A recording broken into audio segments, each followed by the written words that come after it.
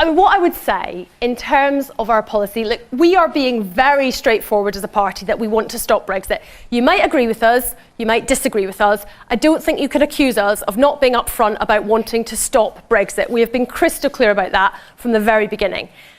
Not for 1 second do I think that that means that you or anybody like you is stupid. I think it means we disagree.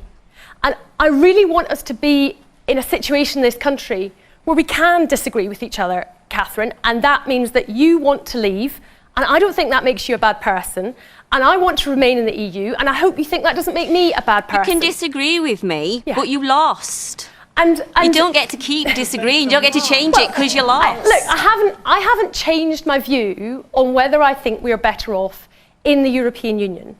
And watching what I have seen in the last 3.5 years, watching in Parliament, MPs who voted to leave, who want Brexit, unable to agree amongst themselves about what Brexit looks like. So Theresa May proposes a Brexit that Boris Johnson doesn't think is Brexity enough. Boris Johnson proposes a Brexit that, first of all, Nigel Farage says he can't handle, but then who knows what discussions they've had and what's been offered in order to get him on board.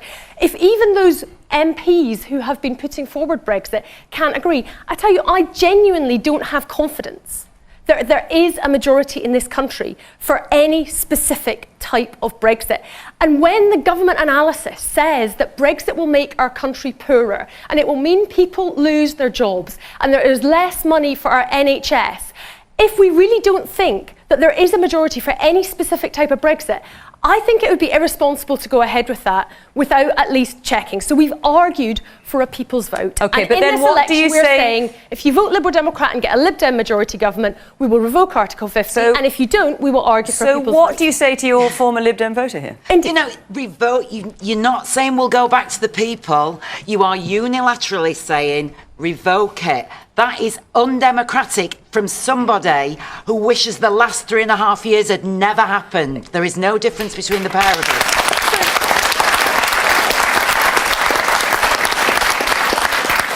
So I suspect you want a people's vote. That, to me, is the only way forward, recognising people who are strongly to leave. So we have been leading the fight for a people's vote for 3.5 years. Yeah, but you're not now. You're now leading the vote for revoking Article 50. 17 times in Parliament we put down amendments to try to secure a people's vote.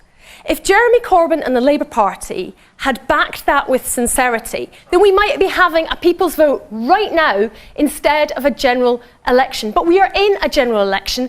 You know, this is the essence of democracy. I am standing here and telling you honestly what I would do if I was elected as Prime Minister. I would revoke Article 50, and if you vote me into that position, I will do what I've said I will do. And that's the essence of democracy. These two women in the front.